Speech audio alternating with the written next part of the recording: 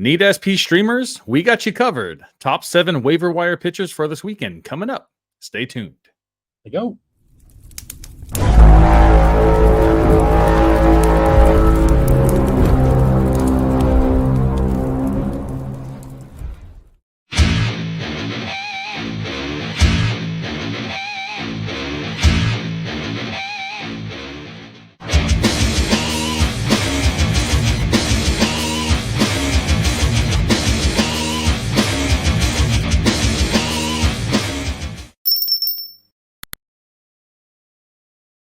All right, welcome everyone to Real Talk Fantasy Baseball. I am Will Power, joined by John Murrow. What's up, John? How you doing today, man?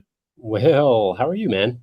I'm chilling, man. I got to get a little nap in right before the podcast, so I'm feeling good right now. Is it safe to say that you chill all day and every day? Well, that's the vibe in California, man, and I am a California guy, so yeah, I'd say it's safe to say that I'm always chilling. That is a fresh hat. That's a very fresh hat.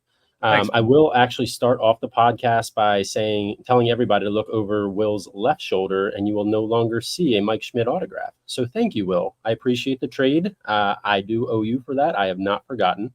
But you do have a Ronald Acuna bobblehead coming your way. I don't want to give you a partial package. You're going to get the full. So we'll continue to talk on that end, but at least just know Mike Schmidt's home. Oh yes, baby. I got to take care of my buddy that's a Phillies fan, you know. So any kind of memorabilia that I come across, you know, it's coming your way.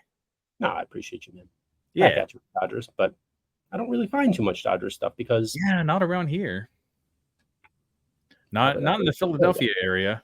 You know, it's actually kind of hard. Actually, Tommy Lasorda used to live in Norristown, which is about 10 minutes away from our house. And I went to a yard sale at Tommy Lasorda's old house, and they gave me a bunch of stuff. I actually have like this stuffed gnome that's it's all dodgered out. And they also gave me the big magnet with the number 2 on it that was on his hearse during his funeral. That's very cool. I sold a house that he used to play in growing up. How you can prove that, I don't know. But hey, we're not here to prove Tommy Lasorda's childhood home. We are here to talk about your fantasy must-add pitchers this week. So let's do that. Yeah, man. And this weekend has been really stressful for me, you know, because we are in the quarterfinals of fantasy baseball, you know, unless your league decided to make fantasy playoffs start a little bit later, like your ESPN league, John, that hasn't even started the playoffs yet. But the Standard, Yahoo, and I believe Standard ESPN have already started this week. And we have a lot of pitchers that we got to talk about for this weekend to kind of like give you that little edge, you know. And categories leagues and points leagues have different styles, so we do have a little bit of a variation of pitchers that we can recommend versus you know, in categories leagues or points leagues. So I did make this little graphic right here. On Friday, I only have 2 pitchers that I actually said that I would that I would add as a must start. And first up, we have Ben Lively versus Pittsburgh. You want to go ahead and talk about some Ben Lively? Well, what we did not talk about is how different our lists truly are. So I completely disagree with you here. And I'm a little bit excited about that. All right. So you don't have Ben Lively as a must start on your list. Let me pull it up here. Ben Lively's tricky. Ben Lively he's not a desperation move. He's a more of a points league guy for me. So give me 1 second here and find my spot because my computer decided to stop all of a sudden. Ben Lively. Now that he is on a better team, I mean, he's been solid this year. He's coming off 6.2 innings pitched down in Texas. So I only have him just because of the matchup against the Pirates as an only in points. I don't think he's a must start. I think he's solid. I just don't think I think must start's aggressive. Must starts for me, I will lead this off. Must starts for me are either a true ace or a wonderful matchup. And I don't feel that it's a wonderful matchup. I think it's a fine matchup, and that's where I say I'm good to start him, keep him in a points league.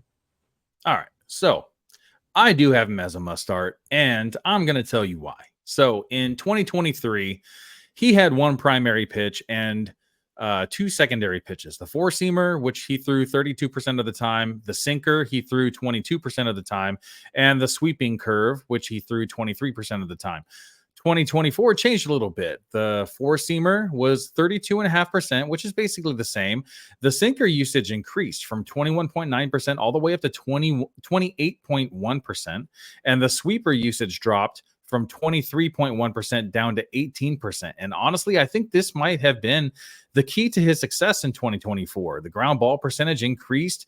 In 2023, it was 39.1%. Now in 2024, it's up to 41.9%, almost a 3% difference. That's actually like a pretty big deal, man. And when you have a star infield behind you that's really good defensively, putting the ball on the ground is actually a great way to get outs. His fly ball rate increased just a little bit from 26% to 29%, but his pop-up rate also increased from 5.8% to 8.6%.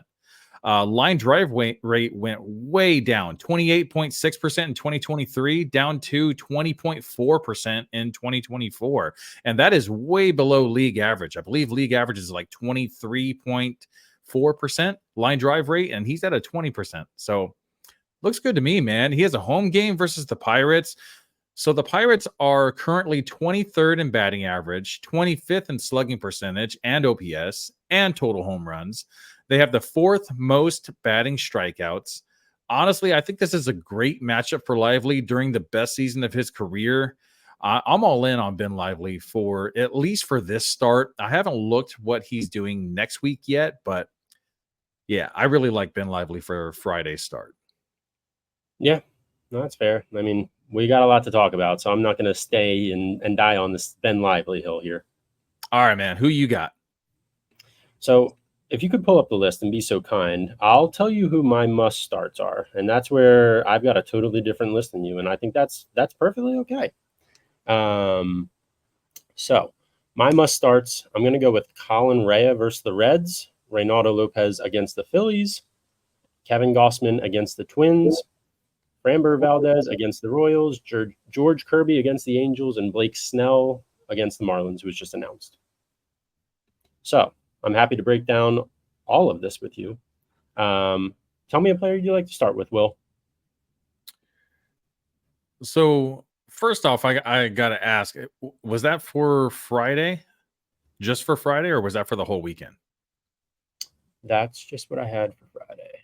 1 second. So I know Blake Snell is basically universally owned. So I'm talking about all pitchers. Sorry. So if you have anyone that's owned in less than 60% of Yahoo leagues, then we can go ahead and start there.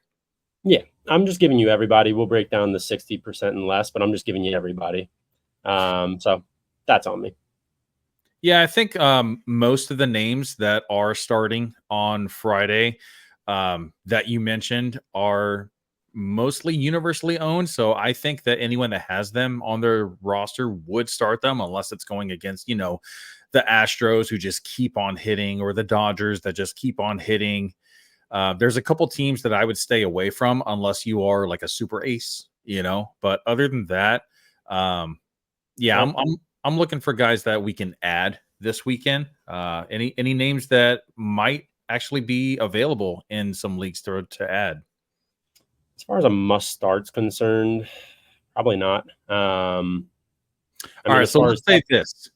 Out of all the names that you think that you would start, which is your favorite from Friday?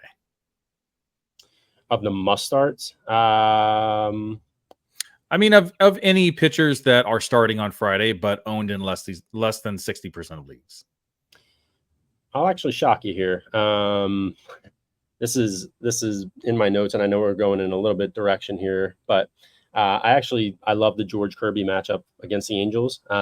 George Kirby has been really bad, so this is kind of what I wanted to allude to, is that just because he's universally owned, George Kirby's been pitching to a 6.52 ERA in August, and we know who George Kirby is. We know who he can be, and I hate to do this, but I am going to call a no hitter for George Kirby against the Angels.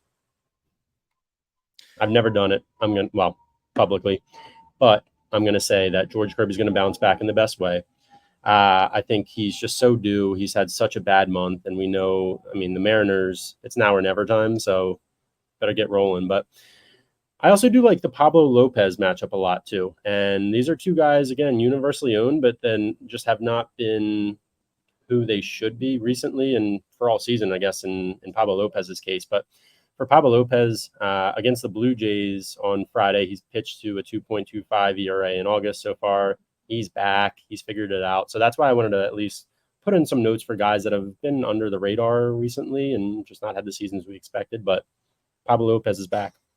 I actually tried to throw out a couple trade offers to get Pablo Lopez in return because he was having such a down season, but I didn't get any bites back, unfortunately. So, why don't we do this? Why don't we? I'll talk more about some of those guys that are owned in 100% or almost anywhere from 0 to 100%, and then you'll dive deeper on the 60% and less. Yeah, that's a good idea. That way, there's listeners that have these guys on their team that have to decide if they're actually going to start them or not, because one blow up start could really just implode your week and make you take the L, in the quarterfinals. So that would kind of suck. So going back to, do you want to say something? I was going to say, so that kind of brings me to the first Phillies Braves matchup tomorrow, which obviously I'm excited for that series. And as much as I wanted to say both Reynaldo Lopez and our boy Ranger Suarez should be must starts, I can't say Ranger Suarez is must start. So I'll tell you, Ranger Suarez has not been the same since June. We know he's not a sub-3 ERA guy. We all get that, but he is coming off a 5 innings pitch outing with 1 earned run, 6 Ks, got 19 ESPN points. So, a very good step in the right direction for the Phillies that really need that pitching when bats are cold. But I don't want to say against the Braves that he's going to be a must start either. Yeah, the Braves have actually been surprisingly good, even though they're without Acuna, without Albies, and without Riley, and I know they still have Marcell Ozuna, who's actually in MVP contention for the National League. It's basically him against Ohtani, and Ohtani's going to get it because he has the stolen bases, but still, he is probably going to finish in either second or third in voting for the National League MVP, which is crazy. No one saw this coming. And Matt Olson is finally starting to come around. He's been hitting some homers lately. So the Braves have that scary lineup, even though they don't have even though they're missing 3 of their biggest stars. The Braves are still a scary lineup. They're really trying to get a hold on the division, on the National League East, and they are definitely taking advantage of the Phillies not being the powerhouse that they were in the beginning of the season. The Phillies are still winning games, but they're also losing games, which is not something that we saw from the Phillies too often earlier on in the season. So it's going to be interesting to see in the next 30 days or so, or 30 games. I think there's only like 30 games left in the season. So it's a battle, man. It's a battle in the NL East. And I know you're paying close attention to it, watching your Phillies on a daily basis. And you're also keeping an eye on those other teams in the division with you. Yeah, and I'm not trying to come across any kind of way, but I don't think the Phillies are not going to squander the division lead. They just won't. It truly has been a backwards year for the Phillies. We always start off like hell and then figure it out this time of year, August, September, October, and this year's kind of been the opposite, but we know what the Phillies can do, what they will do. Let's get back to starting pitchers before I talk for the next 45 minutes about Phillies. Yeah, we can save that for the off season, right? Oh yeah. All right. When the Phillies win the World Series, of course. My next must-start pitcher, I'm going David Peterson at the White Sox. So in David Peterson's last 5 starts, his ERA dropped from 3.47 on August 3rd down to 2.85, which is what he has posted this morning. During that time, he also decreased his WHIP from 146 down to 132. And he's arguably had the toughest matchups of the season. On August 19th versus Baltimore, he went 7 innings pitched, allowed 6 hits, 2 earned runs, 1 walk, and 8 strikeouts. And on August 24th at San Diego, he went 7.1 innings pitched, allowed 5 hits, 1 earned runs, 2 walks, and only 2 strikeouts. But um, looking at those numbers, like that's pretty damn good, man. For someone that doesn't really like jump off the page, that you think that would have these kind of starts against these really hot teams right now. He is taking his 171 ERA in August versus the White Sox in a home matchup. I really love this matchup, and David Peterson has shown in his last 2 starts that he can hang, man. He's been doing great, and I think he's a must start in my opinion. I got bad news for you. What's they moved David Peterson's start up to today. So David Peterson's actually going up against the Diamondbacks. So we did talk last week about David Peterson. He's been one of my guys that I picked up very early on in the season, and just it's been such a pleasant surprise to watch him, to see what he's done. But it is a fluke. If I'm just saying that as not just a Phillies fan, but I mean, David Peterson's expected ERA was in the 4s, but I loved the matchup against the White Sox when they moved him up against the Diamondbacks. That's a different story. So instead, scary. Tyler McGill is going to be going up against the White Sox tomorrow. I'm calling this actually a desperation move. I'd almost call anybody else starting against the Chicago White Sox in 2024 a must start. But Tyler McGill owns a 5.17 ERA this year, and that's just not good enough, even if it is one of the worst offenses of all time. Yeah, I agree. That sucks, man. And this is the problem with me starting to do my notes on a Tuesday, because things happen, whether it's rain delays or starts get pushed back or starts get moved up, depending on their rest time. If they had a day off in between, and they don't necessarily need to go like 1 through 5 in order. He had the 5 days rest, and then I guess they could start him ahead of time, which maybe that's their thought process also, because they want to put him against the better team because of, the last 2 games, he's just been so dominant against really good teams. So now going against another really good team, they're hoping that maybe they can get another 7 innings out of him and limit the amount of runs. And, on the team he's on now, he can get some run support. Yeah, I'll piggyback off that. I think that's part of it. I would say if they started him tomorrow, that's more of a guaranteed win, but they're kind of splitting their chances and saying we have a better chance to win today and we can still win tomorrow because it's the White Sox. So That's kind of the view I see of it. I think a lot of it's also strategy, for a team to think that they're going up against one pitcher and then just get someone completely different on a, last minute. If you're preparing, watching tape, and then all of a sudden they switch, there was a lot of pitchers. I did all my notes today, and there was a lot of pitchers. I was just refreshing the screen that, was switching. So it's baseball, and part of all of baseball is strategy. So that's one little, not that it happens too often, but it's a little tactic that teams do.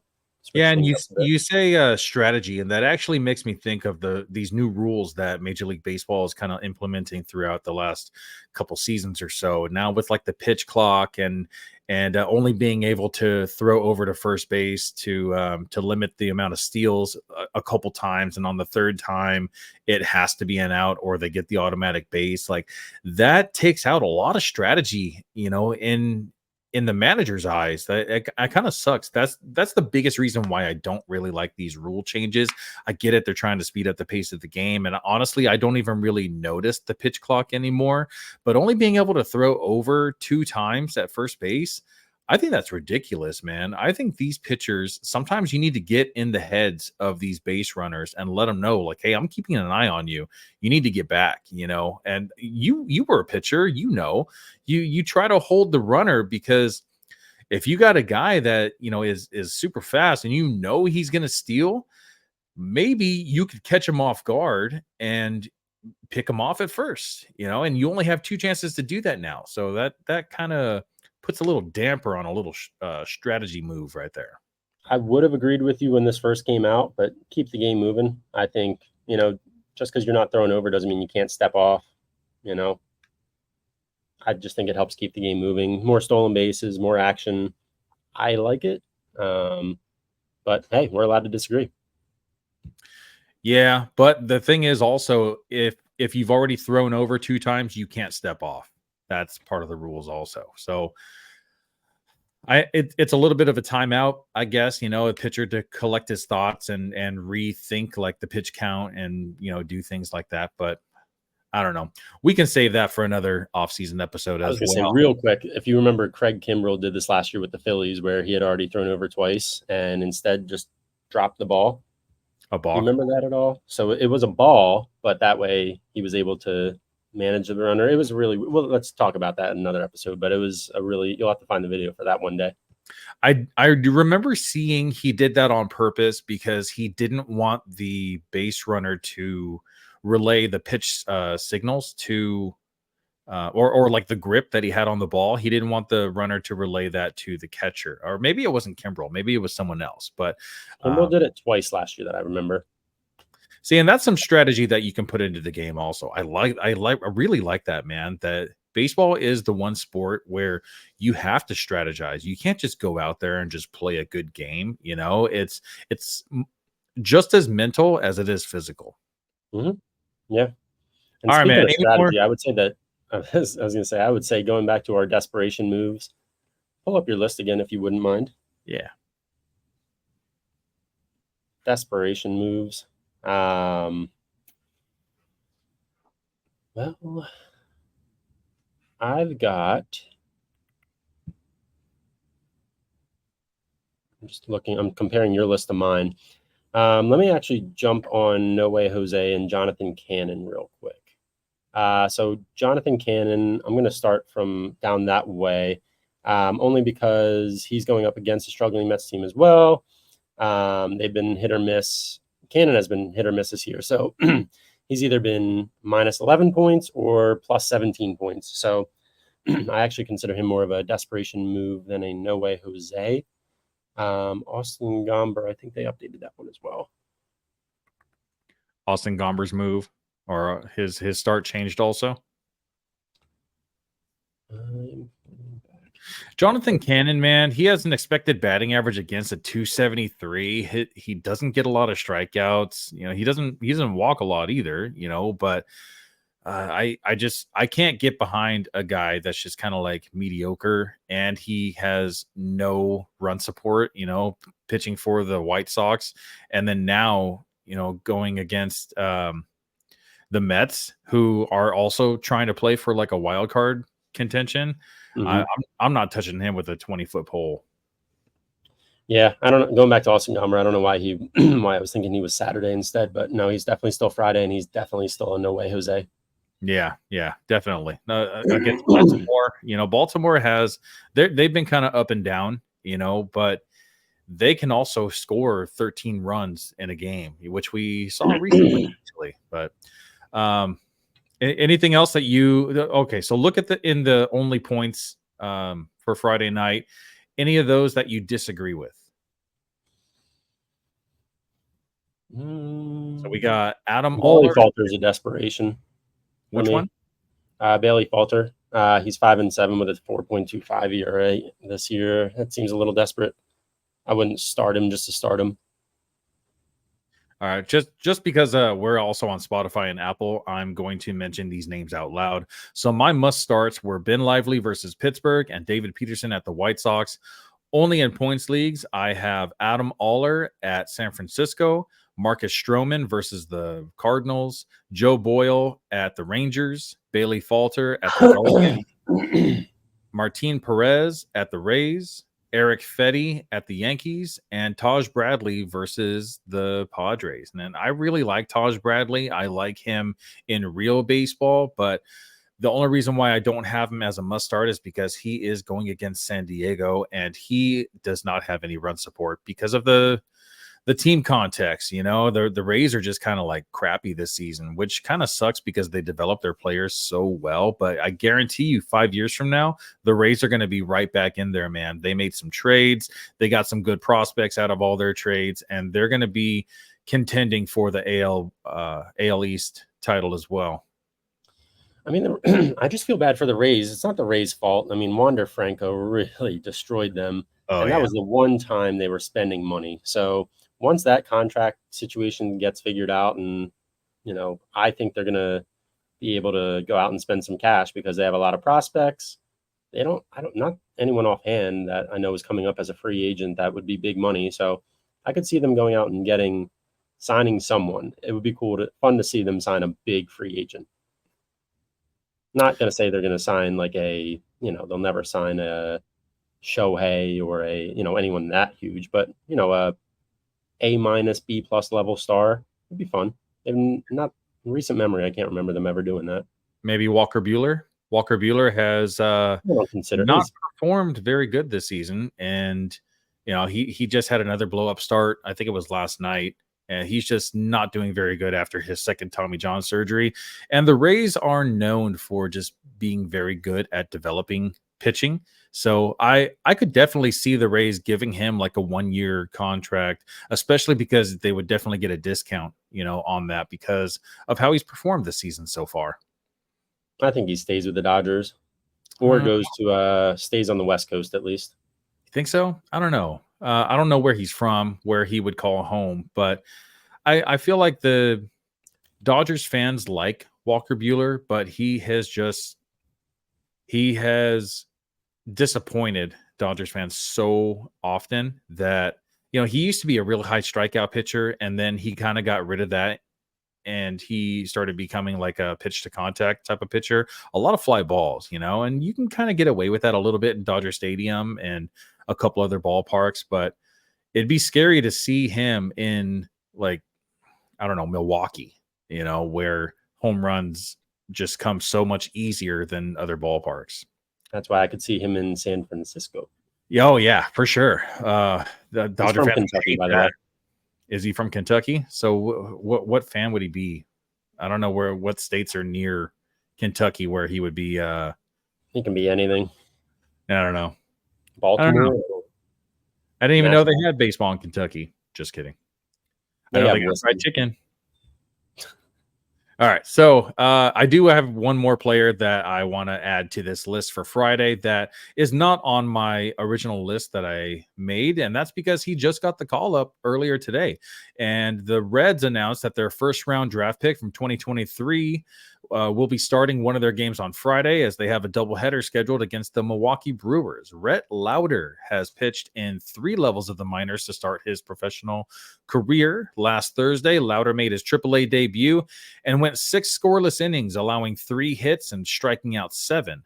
So, John, I know you don't know much about Rhett Lauder, but are you looking to start Rhett Lauder versus the Brewers tomorrow? Personally, I would not. If it was another team that was not hitting as well as Milwaukee's hitting, sure. That's just a tough task for any rookie to take on that kind of lineup. So, no, I wouldn't touch him. Not yet. Show me something first. Unless you're desperate. Yeah, I'm not going for any debuts in my playoff weeks. Whether it's quarterfinals, semifinals, or the championship. I don't want to add these guys that are making their major league debut because you could be the top pitching prospect in baseball, and I wouldn't trust it. You wouldn't pick up Jackson Jobe if they started him against the White Sox? Uh, Got him. Probably Got him. I would, but there's not that many Jackson Jobs in baseball. There's not that many Paul Skeens in baseball, and those are really the only 2 that if they were to get the September call up against a really weak team, those are probably the only 2 that I would start. Caden There's Dana. maybe, but I'd still be like skeptical. I would think like I might pick them up just so my opponent couldn't and just not start him.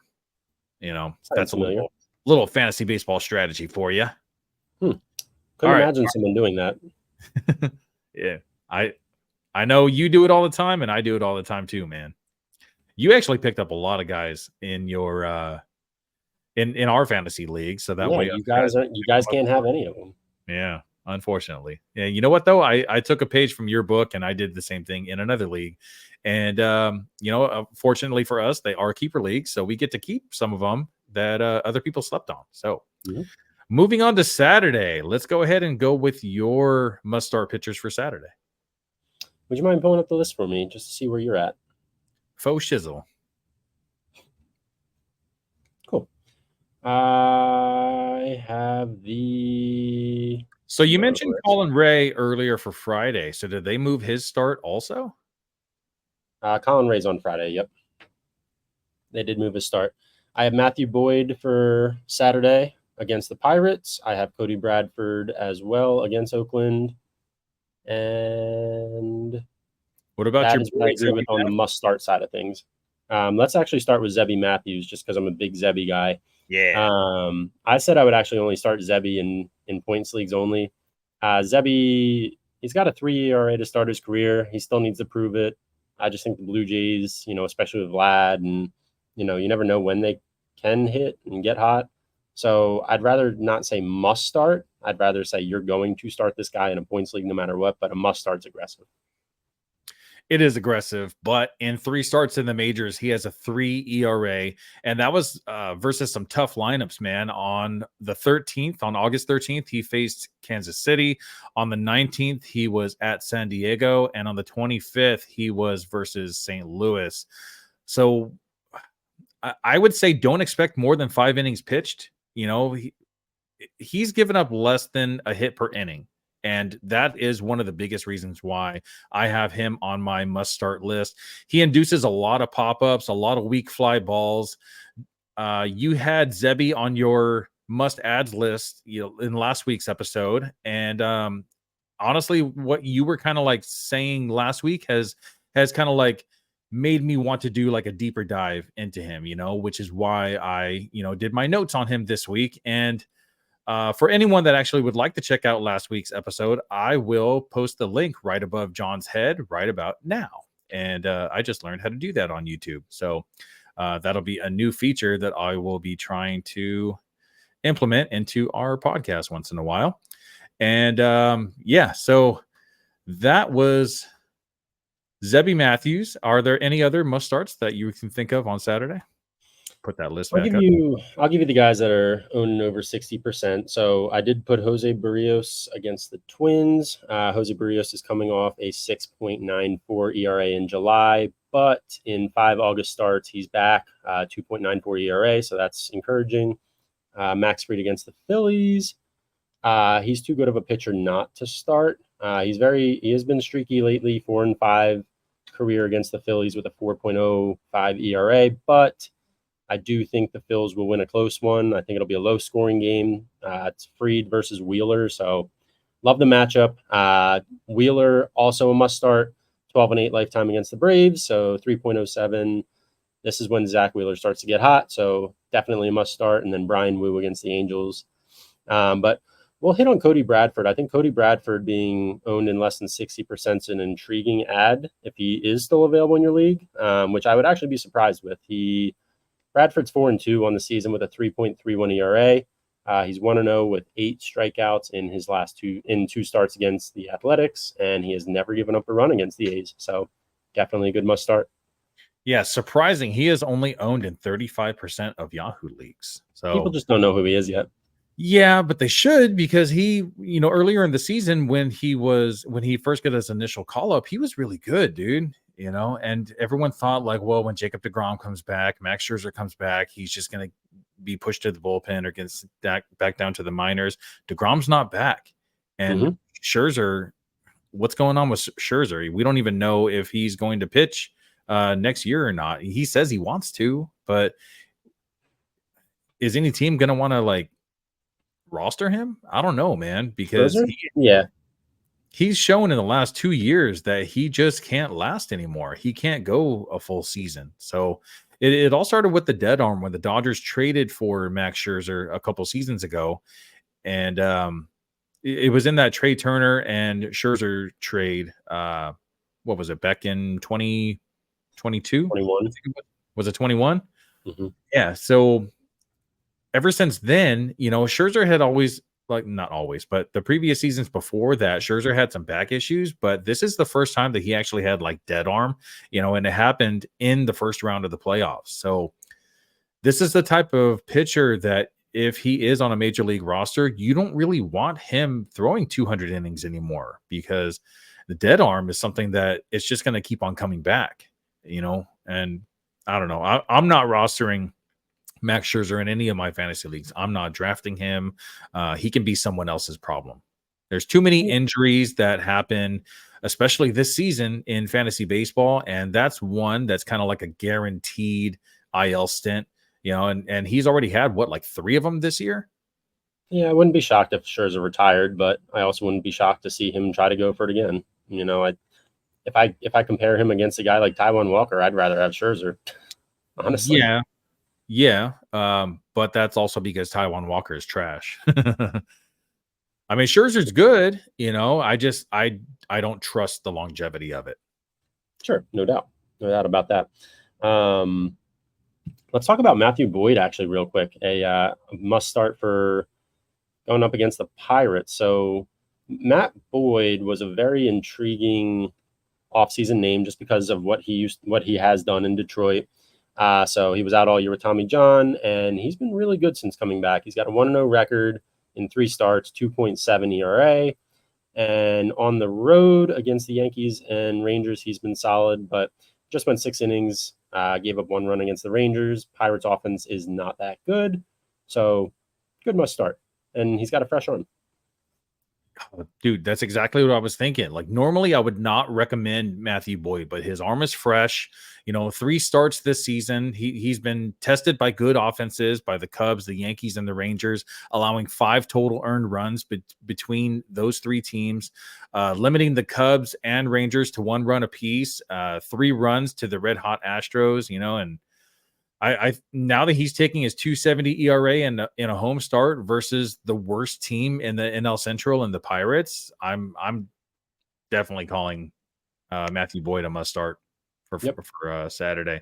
Who else did I have on here? I had Javier Assad. So let's see, Javier Assad at Washington. Javier Assad's basically having a typical season, low 3s ERA, and I tried to do a deep dive into Javier Assad, and I really can't find an explanation on how he has this actual ERA of 3.1. Expected ERA is 4.53, less than a strikeout per inning, high walk rate, ground ball percentage, fly ball percentage, and line drive rate are nothing to be excited about. Not a lot of pop-ups. There's no logical explanation as to why Assad continues to be a streamer that you can depend on. But you can depend on him, and I have multiple times throughout this season. I wouldn't start him against big offensive teams, but against the Nationals, absolutely start him, in my humble opinion. Yep. One thing I will definitely have to disagree with was Dean Kramer against the Rockies on Saturday. I mean, not that he's been lights out by any means this season, but it's the Rockies. So Dean Kramer, his last 3 outings, 6 innings pitching all of them, hasn't given up more than 3 earned runs in any of them. And, it's the Rockies. So that's really all you need to hear on that one. Well, I only had him on my desperation moves, unless you saw like the earlier edit that I had. This was the revised one where I have Dean Kramer at Colorado only under desperation move. Yeah, I like him in only. I would start him in points. So you would start him in points? Definitely. Wow. I like Dean Kramer more than the average man. I'll admit that. But again, I mean, it's Colorado, man. How's that desperate? Yeah. I mean, at Colorado, it's scary because the Rockies could easily have just like this like crazy offensive day. Brenton Doyle, Charlie Blackmon, they still have a decent lineup, and against a pitcher like Dean Kramer that has been up and down all season, I don't trust it, man. Even in a points league, I think that there are way other better options. Like the list I have only in points. Colin Ray, you said he got moved to Friday. Tyler Anderson versus Seattle. Edward Cabrera at the Giants. Frankie Montas at the Reds. Joey Estes at the Rangers. Luis Ortiz at the Guardians. Shane Baz versus the Padres. DJ Hers versus the Cubs, and Jose Quintana at the White Sox. I would much rather add any one of those names versus Dean Kramer at Colorado. The other desperation move I have is Carson Spears versus Milwaukee. And just like you mentioned earlier, you're not starting any pitcher against Milwaukee right now, aside of aces for each staff. Yeah, no, definitely. Another name that we should talk about briefly, even though he's probably owned, I'd have to go back and look, but probably owned in more than 60% of leagues, is Yasai Kikuchi. He's actually been really good since being traded to the Astros. So I would start. I put him in a desperation move simply because he just walks too many guys. Despite his 2.89 ERA, against the Royals, I just think he could easily get lit up. So I think it's going to be a little bit desperate. I don't think he's going to get the W. I think he's going to walk a lot of guys, and he's due for a bounce back on the opposite end. He's due to get smacked around a bit. So he is only owned in 65% of Yahoo leagues. So it's barely didn't make this list, but Mm-hmm. I completely agree. Don't start Yusei Kikuchi against any good teams, against any good lineups, and beware, just like John said, he is due for a blow up start. Yep. All right, you ready to move on to Sunday? Let's do it. All right, let's go to Sunday. And my must-start pitcher, the only must-start pitcher that I have on Sunday, is Andrew Heaney. And the biggest reason why I have him as a must-start is because he is going against the Oakland A's. And I know the Oakland A's have some pretty decent pitchers, pretty decent hitters in their lineup. You got Lawrence Butler that just keeps on hitting home runs. You got Brent Rooker that keeps on hitting home runs. But Andrew Heaney's had a good August, a 3.60 ERA, 24 strikeouts in 20 innings. He shined against the Astros, 6 innings pitched, 1 hit, 1 earned run, which was a solo home run, 1 walk, and 4 strikeouts. At the Yankees on August 11th, he went 4.2 innings, allowed 3 runs on 5 hits, 2 walks, and 4 strikeouts. And a really good matchup versus the Pirates. He went 5 innings, 0 runs on 5 hits, 1 walk, and 8 strikeouts. Another good matchup versus Oakland should be something similar to his start against the Pirates. Probably going to go 5 innings, maybe a little bit more if we're lucky. Probably going to get more than a strikeout per inning. And against a weak lineup with a couple bright spots, I wouldn't predict more than 2 earned runs on 6 hits, maybe a walk or 2. And that's the only starting pitcher that I should say is a must start on Sunday. Agree or disagree? I've actually got 2 more for you, if you wouldn't mind pulling back up the list for those who are watching. But I'm going to disagree. Well, I guess I'll add. So you have Tobias Myers at Cincinnati as starting only in points. I think it's a must start. I mean, Tobias Myers is 6-5 on the year, sports a 2.99 ERA, and I mean the Reds lineup's not that good. So I would absolutely must start Tobias Myers and Mitchell Parker against the Cubs. So there's some fascinating stat lines in baseball and some weird stats, but Mitchell Parker has really, honest to God, been such a pain in the ass for me this year. I swear I only ever add him on his away starts, but on Sunday he is home. So this season he has produced a 5.98 ERA on the road and a 2.92 ERA at home. And he is home on Sunday, so you know what to do.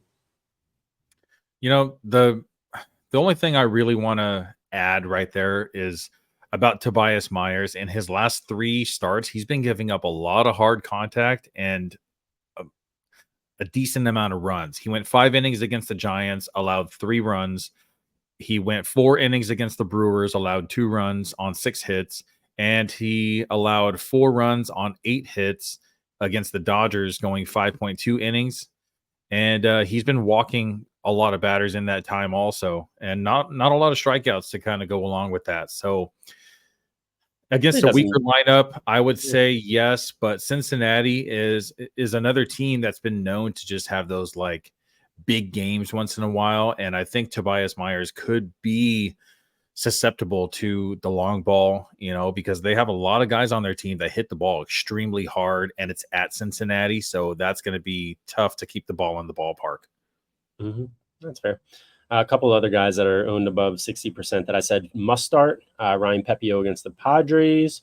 The Ryan Pepio, I mean, that's a really good example of a guy that I bet the Dodgers could use right about now. But he's had a nice year, 7-6 record, 3.61 ERA. But since July, this guy's been on fire.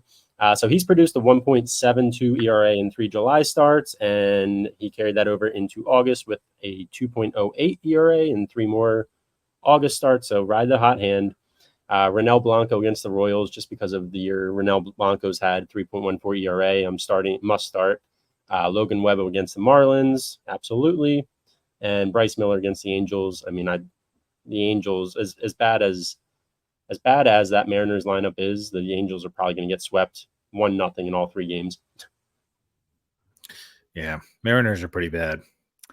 All right, so that concludes the starting pitcher streamers for this weekend. And we do have a little bit of time. I wanted to ask you, are there any hitters that you've been kind of like keeping your eye on that you feel are must adds right now?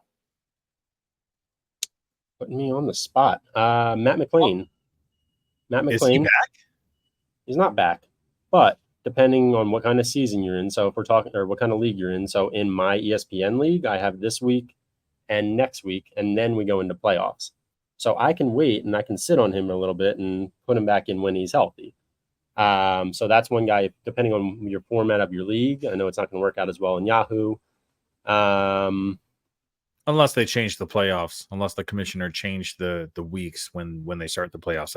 Honestly, I don't like the format when you wait so long to start the playoffs, because there's a lot of teams, like real MLB teams, that towards the end of the season they start to rest their stars, and if you have some of those stars on your fantasy roster and they just sit 2 or 3 times out of the week, you're going to get screwed over big time. And I feel like that's a disadvantage for some fantasy teams and an advantage for other fantasy teams. And I feel like it makes it a little bit unfair, because we have our own strategy. It's like I would never sit Mookie Betts, but of course Dave Roberts is going to sit Mookie Betts if the Dodgers have like a 15-game lead, at the end of the season. Of course he's going to sit down a few games, or Freddie Freeman, or Teoscar Hernandez, who's just been mashing, and then on the other side, like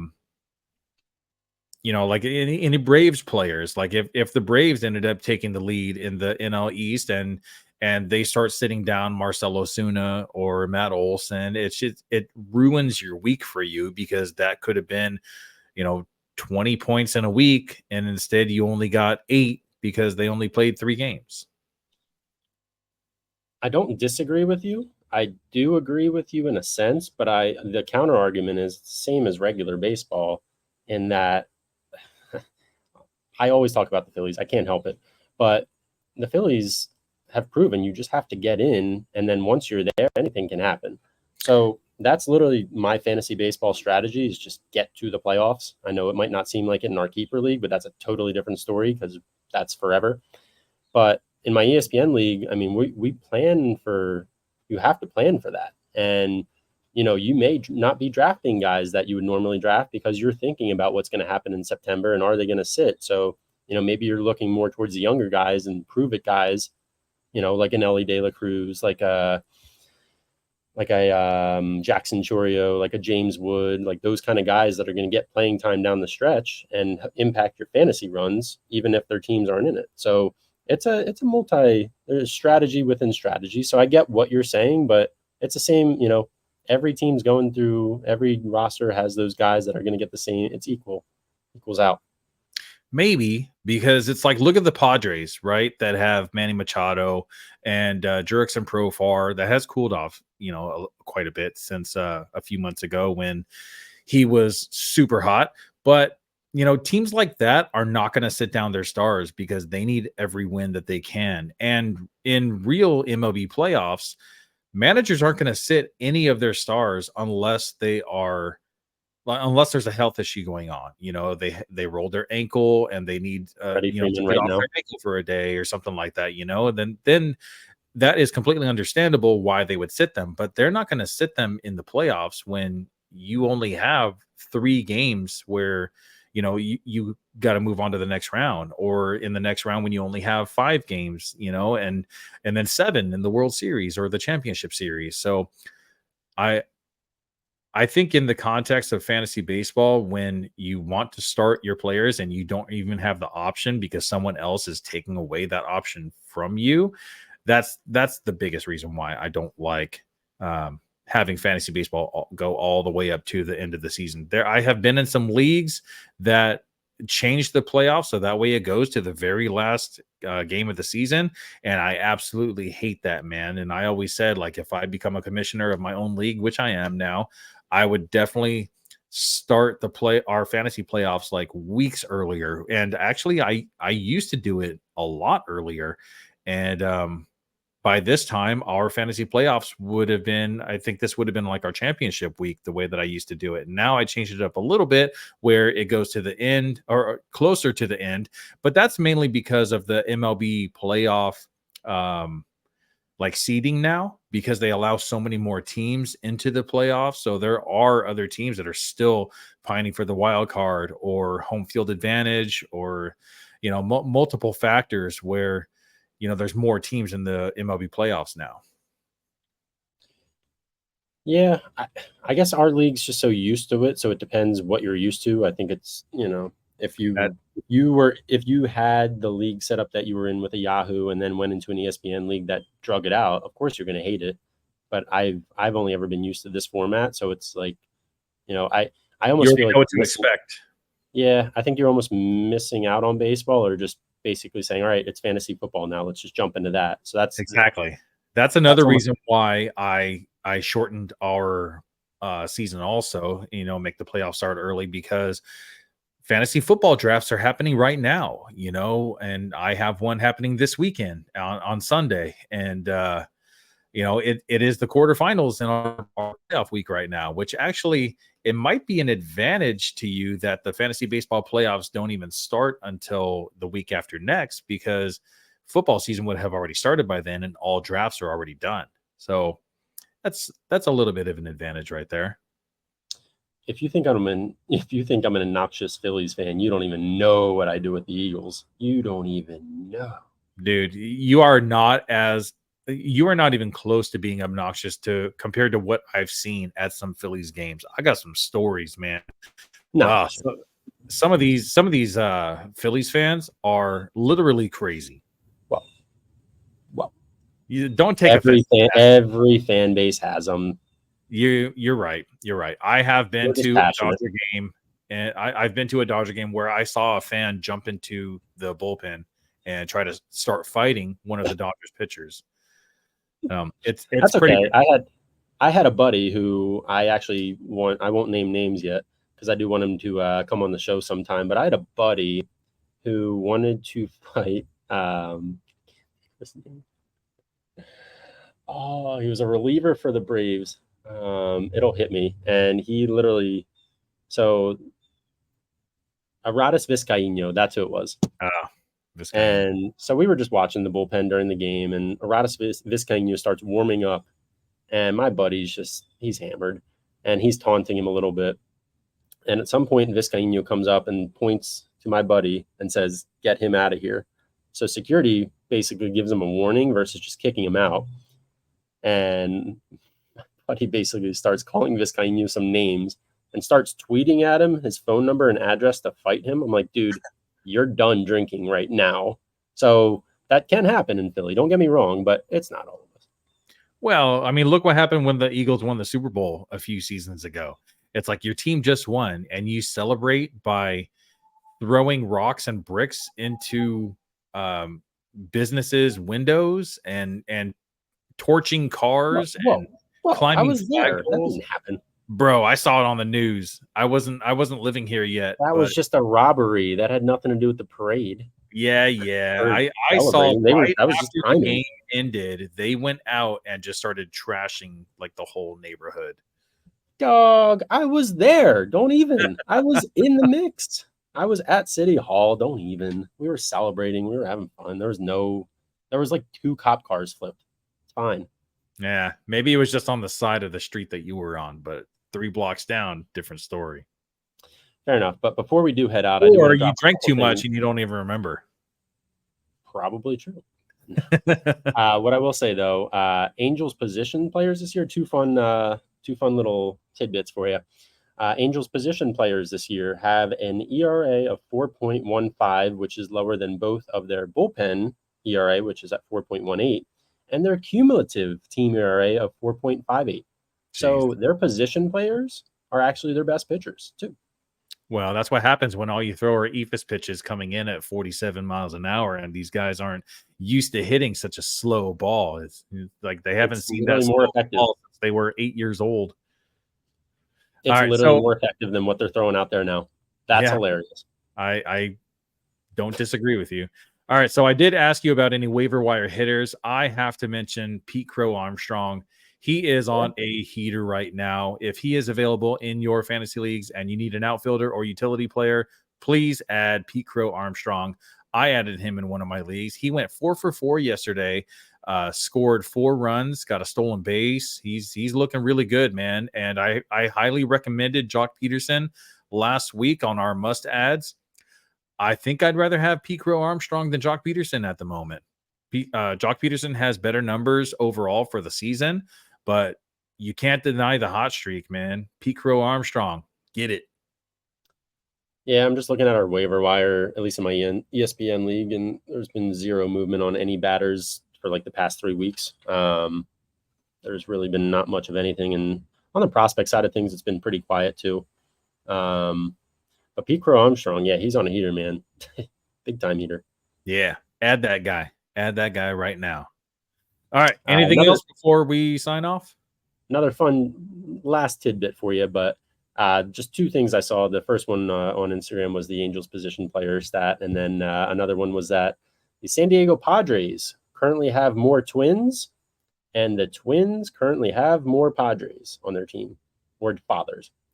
So the Padres have more twin players that are twins, and the Minnesota Twins have more fathers rostered on their team than the Padres do.